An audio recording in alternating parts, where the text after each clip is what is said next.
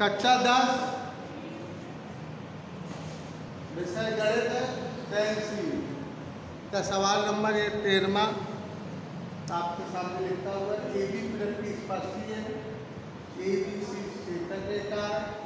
A B बराबर 4 semi, B C बराबर 5 semi, A D की माप निकालनी है। तो इसमें लगेगा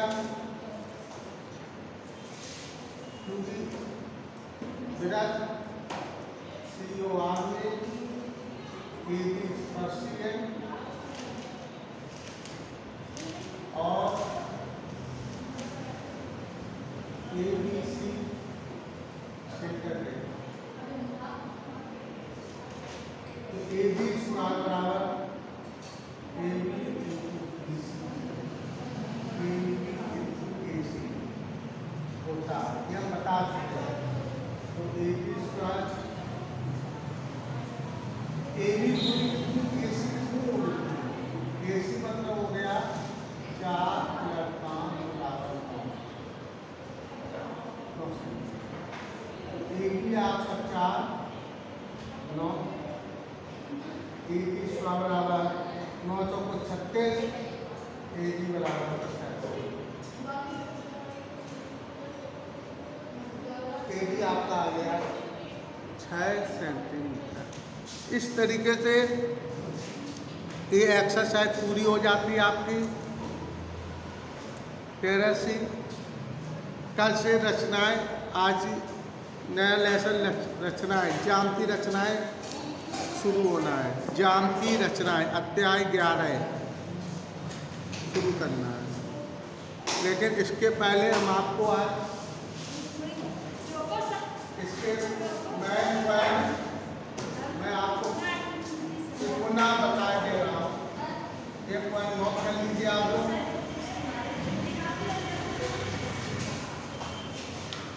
आपको मैंने बताया है वो विरत एक दूसरे को दो दीवार एक दूसरे को अंदर या बाहर बनाने पर प्रक्षेपित करती हैं। तो एक जीवा द्वारा दो घंटों में बने आयत के क्षेत्रफल दूसरी जीवा द्वारा दो घंटों में बने आयत के क्षेत्रफल के बराबर होता है। ये जीवा ए बी है, ये सी डी है, ये आगे बढ़ाएंगे, इसको आगे बढ़ाएंगे तो पर मिल जाएंगे। ये अंदर कर रहे हैं, ये बाहर कर रहे हैं। इसमें ये सूत्र बन जाता है ए पी पी बराबर सी पी टी। इससे किया जा सकता है। इसी तरीके से A P into P P बराबर सी पी इंटू टी। ये आपकी सिद्ध किया जा सकता है। आज हम इसको सिद्ध करना बता रहा हूँ कैसे सिद्ध हो जाता है। इसको हम तो बना लेंगे, इसमें इसके टेबल बना लेंगे।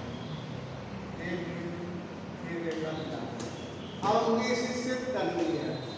अभी हम आपको केवल बताते चले आ रहे हैं कितना होता है, क्यों होता है, इसके लिए देखिए मैं आपको सिद्ध करना है। कैसे करेंगे?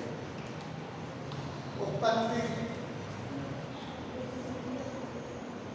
हम त्रिभुज ए सी डी तथा त्रिभुज बी सी में बात करेंगे। ये दोनों त्रिभुज ले लिए हमने। अब इन दोनों त्रिभुजों में हम लिखेंगे एक ही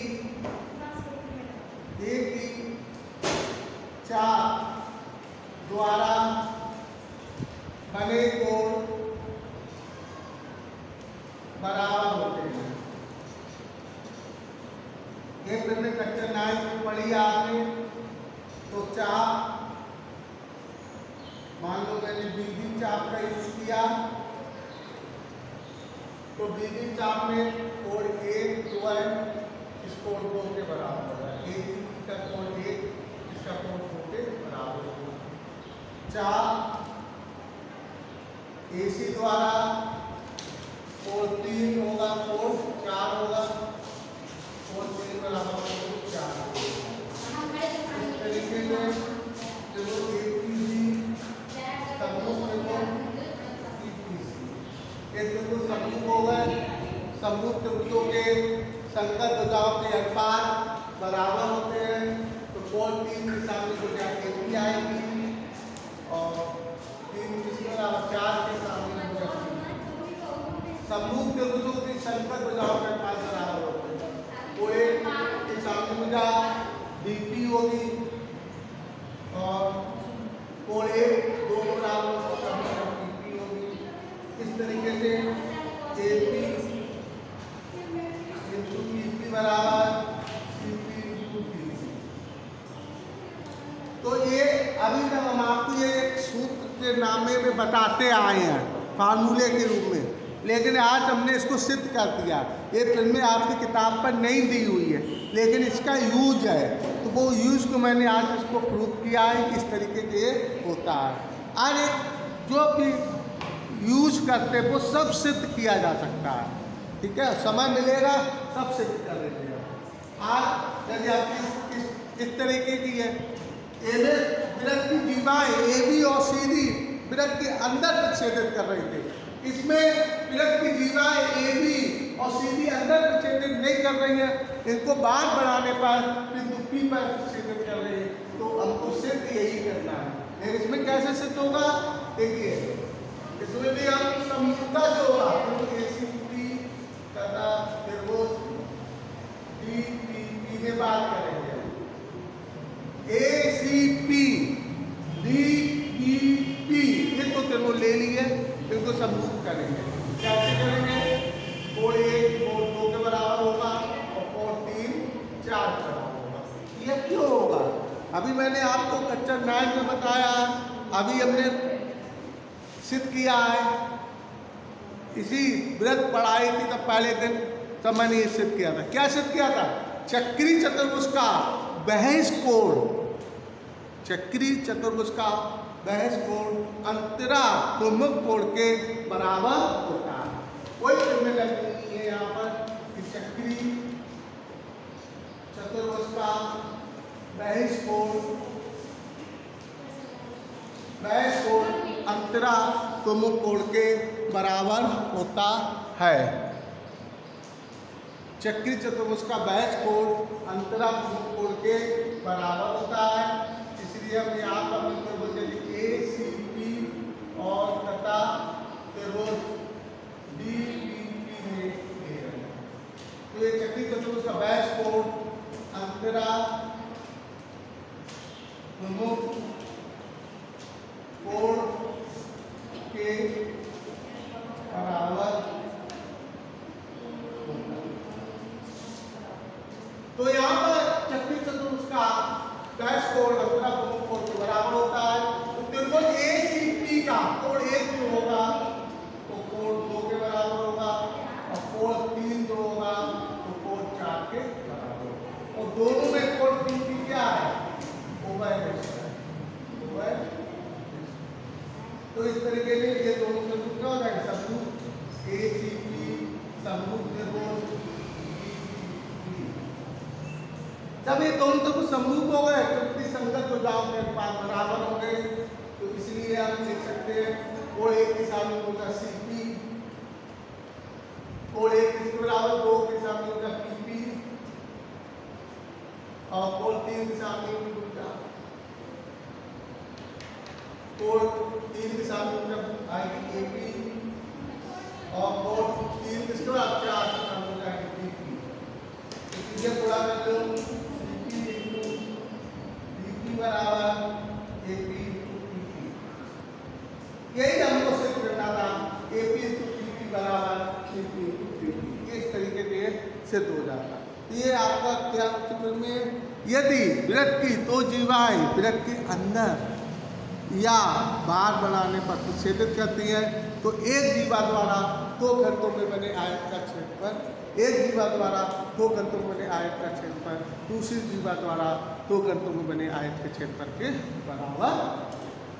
ये हमने आपको ये दोनों मैं आगम फार्मूला के रूप में बता के दे, आज मैंने इसको प्रूव कर दिया। इसी प्रकार से हम आपको ये बताने जा रहे हैं, ये भी हम आपको बता चुके हैं ये पी है, पी स्पर्शी है और पी ए भी छेदक रेखा है। तो इसमें सिद्ध होता है पी स्क्वायर बराबर A P into P P होता है। और ये आप लोग ध्यान रखें,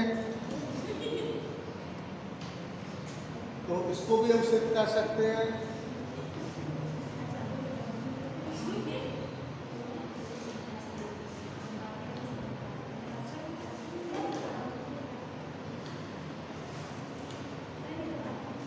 अब आपको ज्यामितीय रचनाएं हम प्रारंभ कर रहे हैं।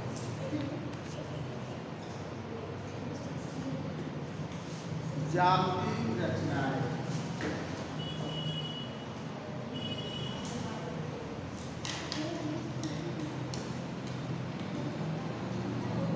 ज्यामितीय रचनाएं, ये ज्यामितीय रचनाएं के लिए आपको प्रकार, पेंसिल, रबड़, स्केल और प्लेन पेज, बिना लाइन के पेज आते हैं, प्लेन पेज बिना रूल का, उनमें लेना नहीं किसी होनी चाहिए। वो पेज आप लोग 10 रुपये 20 रुपये खरीद लीजिए, उसमें बनाएं तो बहुत अच्छा रहेगा। अब आपको बहुत छोटी छोटी बातें मैं बता रहा हूँ। आज कल से मैं प्रश्नावली ये शुरू कर दूंगा, ज्यामितीय रचना बनाना, या हम आज ही बता दे रहे हैं एक आध सवाल। भाई आप पिछली कक्षाओं में भी देखा है PQ, इसको 2 समान भागों में बांटना है। कैसे समान भागों में? 2 समान। तो आप आधे ज़्यादा दूरी लेकर एक चाहता है नीचे को यहाँ इस तरीके से हम लगा, ये रेखा के कहना मतलब 2 OP क्या होगा? OQ के बराबर। इसको कहते हैं लंब समद्विभाजक। किसी रेखा का लंब समद्विभाजक कहलाता है। अब इसको अगर हम 2 समान भागों में अगर बांटना है, अगर PQ रेखा को POQ है, एक हम न्यूकोण रेखा बनाकर यहाँ कोई न्यूकोण बनाती हूँ। मान लीजिए आप 25 डिग्री का कोण बनाया, ठीक 25 डिग्री का कोण यहाँ कितने बनाएंगे? 25 डिग्री। अब इसके 2 भाग करना, क्या भाग करना? 2। तो इसमें हम कोई चाप लेंगे, एक चाप यहाँ लगाए, एक यहाँ लगाए, उतनी चाप यहाँ से इस तरफ लगाए, उतनी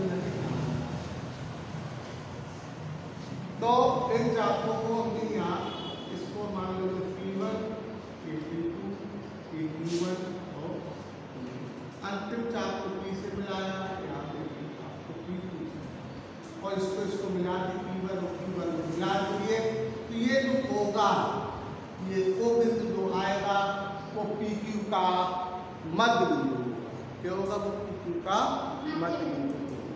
इस तरीके से ये रेखा का लंब समद्विभाजक द्वारा कर सकते थे और इस तरीके से भी कर सकते थे। अब इसी को दोनों ओर कोण बना के कर सकते हैं। अब आता है, हम इसको अगर चाहते हैं तो ऐसे भी कर सकते हैं। PQ की रेखा इसको 2 समान भागों में करना है, तो इसमें हम एक न्यूकोण बना के रेखा कर सकते हैं। न्यूकोण बना यहाँ पर हमने कुछ चाप लगाया, 1 2, अंतिम चाप P1 और अंतिम चाप को इससे मिलाया। अब P2Q के समांतर एक रेखा इसको मान लीजिए Q1, यहाँ किधर आ गया? O मान O। तो O मतलब यहाँ पर OP जो रेखा है तो PQ इस तरीके से भी इस रेखा का तो समान भागों में विभाजित होगा। O क्या होगा? PQ का मध्य। OP बराबर OQ। पक्का ये रचना है जो आप एक लंब समद्विभाजक को मतलब न्यूकोण बनाते हुए एक ही तरफ कोई न्यूक्लियर बनाते देखा किसी उसमें दो चाप लगाए, एक दो चाप इस तरीके से किसी रेखाओं का विभाजन होता है। जैसे 11 रेखा, पहला सवाल आपके सामने बता रहे हैं 11 रेखा, पहला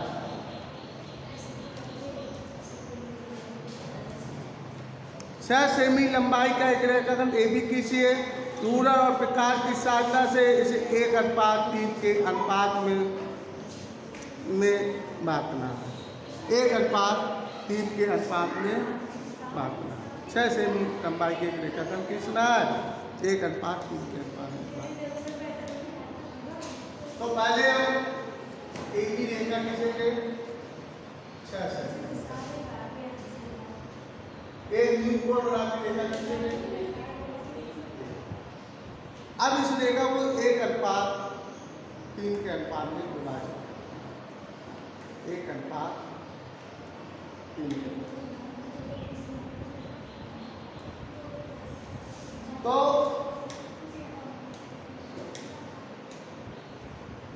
हम 1:3 को बताओगे इसका अनुपातियों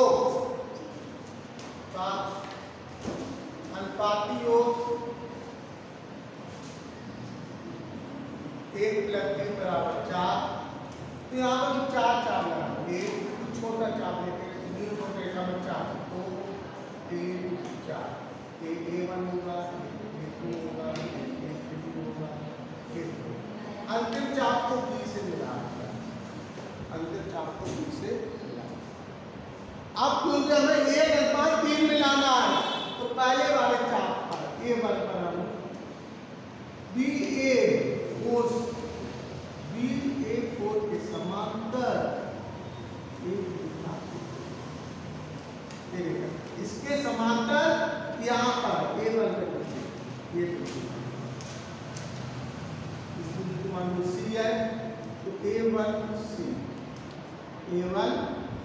आ गया। तो C बिंदु मिला AB पर, वो AC अनुपात BC बराबर 1:3। ये 1:3 भाग होगा, ये BC 3:3 का होगा। इस तरीके से AB रेखा को 1:3 के अनुपात में विभाजित कर सकते हैं। अब एक हमने वो लिखा था PP square AP into PP, तो वो कौन दिन मौका मिलेगा मैं सिद्ध कर दूंगा, ठीक है। वो बड़ी फिल्म में किसी दिन मैं उसको बताऊंगा। तो आप लोग रचनाएं के बारे में मैंने बताया, इसके लिए चांदा प्रकार पेंसिल रबर और प्लेन पेज 15-20 पेज कला के या कोई प्लेन पेज आते हैं, 10-15 रुपये खरीद लीजिए, उसकी कॉपी बना लीजिए, उसी में बनाना है। आज हमने को समझाया, इसको समझ लीजिए, ठीक है।